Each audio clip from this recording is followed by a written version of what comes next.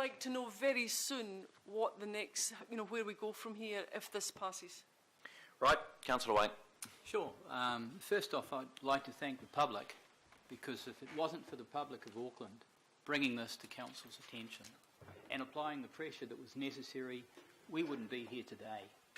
It's actually not because of enough councillors around the room, it's because of you. So thank you very much, and thank you also to the people like Ken Palmer that actually gave councillors contestable advice, because frankly I don't think we got enough from council. That's my personal view.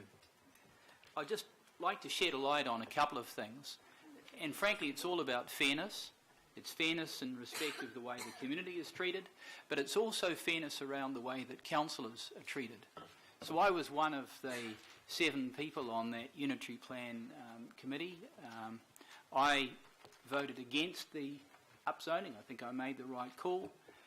But if you understand that process, we got this agenda item a matter of a few days beforehand. There was only one page effectively that was covering off out of scope zoning, and frankly it didn't have a great deal in it. There was one slide of a PowerPoint presentation and a little more than that. And if you drill down into the maps, there was just a scant one page attached to most of them that didn't really give you any background information whatever around the reasons for the upzoning. I was totally appalled with that. Worse than that, when you ask questions, you were basically shut down. So if that's the kind of democratic process that exists in this council around incredibly important decisions, it's a real worry. There were a number of councillors that sought to lift that decision up to a higher committee, ideally a committee of the whole. That was shut down. The first vote was around the east, the west and the central. But the principal decision around upzoning was made at that first meeting.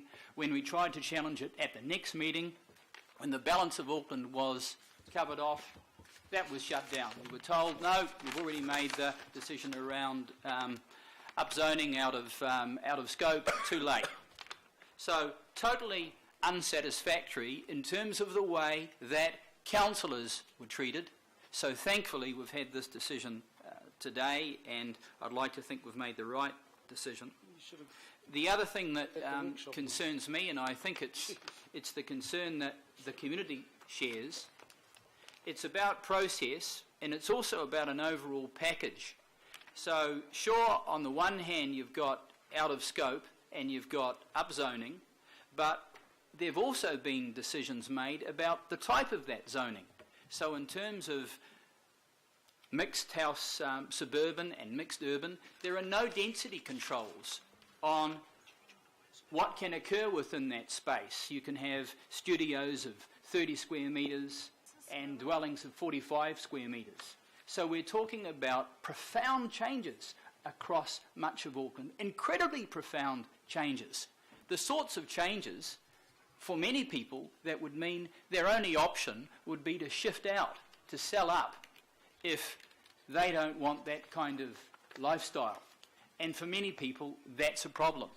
And where are they going to go? Because so many parts of Auckland would be subject to this kind of development. The other issue that really concerns me, that's come up on a few occasions today, is this notion that we're not providing for young people and issues around affordability. It's the changes that we're making through the unitary plan, together with the special housing areas, that are basically ramping up the cost of property in Auckland at an amazing rate and effectively making housing unaffordable. That's what we're doing. And the government's got a fair share of blame, because frankly they are the major player that can make the difference around this, but they're not on the map today. So I think we've made the right decision.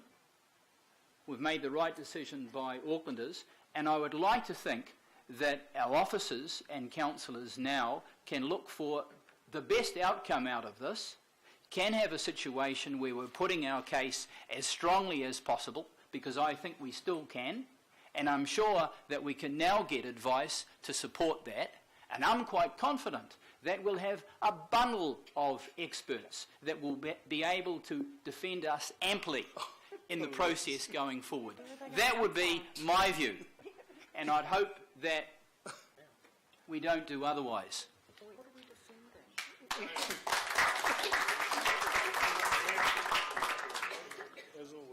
Councillor Linda. Thank you, Mr. Chairman. I guess I want to just cut to the chase here because, as I read out before, the independent hearing panel chairs made the following determinations. The requests for waivers for late submissions, both general and specific, are refused. So when people talk here for this resolution, they're saying, oh, well, people will be able to make submissions. They won't. So I'm very concerned that now, as Councillor Darby said earlier, that there may be, well, quite a few submitters that will pick up, even if we're not there, will pick up our ideas, and these very people will not be able to speak to that. And so that is the case, because if you've been a submitter to the process, yes, you will. But what I've been hearing is people are very concerned about that, and we won't have any planners. That's what we've been told. We're not going to be in the process. We're not going to be in the process. Exactly. So people can shake their head, but that's what we've been told. So I don't that's believe why. But you never believed the Auditor General when she said we had to vote for a long-term plan as well. But anyway, Okay. getting back, can I please, Mr. Chairman? Yep. I've listened to everybody else. What I would request, and Councillor Casey said it as well, what is next? And in the previous resolutions that failed, there were two clauses there that said, what sort of process are we going to have to actually hear people? Because we're still going to have to get the IHP's determinations in mid-year, and we're going to have to debate them. And if we haven't heard what people have said, how are we going to do that? Okay. So that's, I'm wondering whether that's a possibility to actually put that up as an additional item or an amendment to say we have a community process. No. Look, sorry, I wouldn't, Councillor Linda, I wouldn't support that, because I think there was a part of a process where you would keep the outer scope changes in place and then basically try and hold the community through that process. And now with the outer scope zoning being taken from the proposal and the evidence, then there's just no purpose. The concern's been addressed. You know, the only thing that we're left is within zone, and that's de minimis. So Councillor Linda, sorry. No, well, it's just a question, because it was brought up by Councillor Darby that he'd weighed up all the risks, and he said one of the risks was that other submitters would pick up our ideas and run with them.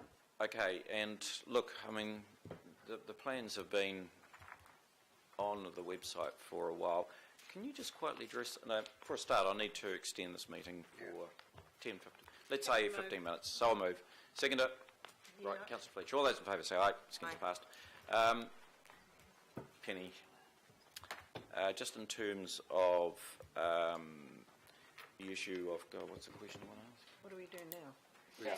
Well, we will obviously debrief and work through process from here on in, but what will happen is that we basically don't have a role between now and the hearing, completion of the hearings and the recommendation.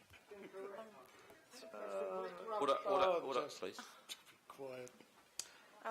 Through the chair, the zoning hearings are not just on the residential zonings.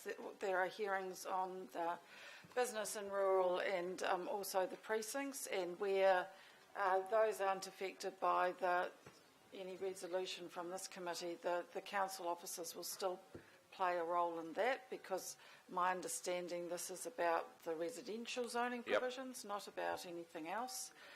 In terms, though, as John has said, it's going to be very hard to separate the evidence, but that's the... Yeah, that is now the chart, that's the job ahead of you. Yeah. And so that will be what we will need to do now. And just in terms of a process from this point to, in terms of the Unitary Plan Committee, I think it's pretty much finished its work. Yep. This is the conclusion of the work, so there's nothing more to do there, so you don't have to worry about that, Councillor George. And in terms of the recommendations, there is no public forum in the recommendations when they come back. This is the concern that was being expressed by some people. We will have 20 days to reflect on those and to make decisions. And so that will be a fairly intense period, and I suspect that it'll be very useful for us to go into prep work in anticipation of that. We don't know what's going to come through from the independent panel, but we will need to be ready for it when it does. When it comes back to us, it comes back to the governing body. I will chair that process, and we will be looking to ensure that we deal with the recommendations that come through in detail. And as I said right from the beginning, if I have a view relating to recommendations that I think need changes, you all will, then we'll work our way through that also. We will sit to some extent, particularly through the workshops, with the local boards. But ultimately, the final decision making is around the table. Now, this was exactly the same as what we did for the draft unitary plan, and that's how we will proceed. So much of our political work is done at this point, and then we will hove back into it before the recommendations start coming through from the panel. I'd certainly encourage us to get and observe some of the workings of the panel to get a bit of a sense of how it's going. Now, look, I think it's probably time to put it. Everyone's basically given it heaps. Yep, that's fine. And if I can just say, just to confirm this, I want to thank the officers. Really, been a long process. Obviously, you go away from this committee with probably mixed views, but that's the nature of politics. One day you're the feather, and the next you're the, one day you're the rooster, and the next day you're the feather duster. And so, as has been said, Speaking of authority, as has been said, that's right. As has been said, we are in a democratic process, and you're seeing democracy writ large. To the community, thank you for being here and by and large respecting our rules. And to the media, appreciate your very significant attendance today. And so I'm going to put that by way of division. Councillors, you're voting on Councillor Quax's alternative motion with the incorporation of C, D and E on the screen. Your Worship. Again. Against. Councillor Anai. No. Councillor Brewer. for. Councillor Casey. Yes. Councillor Cashmore. Against. Councillor Clow. Yes. Councillor Cooper. Against. Councillor Darby. For. Councillor Philippina. Against. Councillor Fletcher. Yes. Councillor Hulse. No. Councillor Crum. For. Councillor Lee. Aye. Councillor Penrose. No. Councillor Quax. Yes. Councillor Stewart. Yes. Councillor Sir John Walker. Councillor Wayne Walker. Yes. Councillor Watson. Yes. Councillor Webster. No. Councillor Wood. Yes. It's carried 13-8. Right. So that brings us to the conclusion of this item.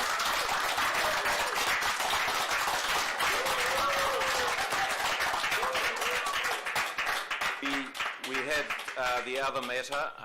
I will just by acclamation defer that to the governing body, next governing body meeting. Good idea. That draws us to an end. Thank you very much. I think that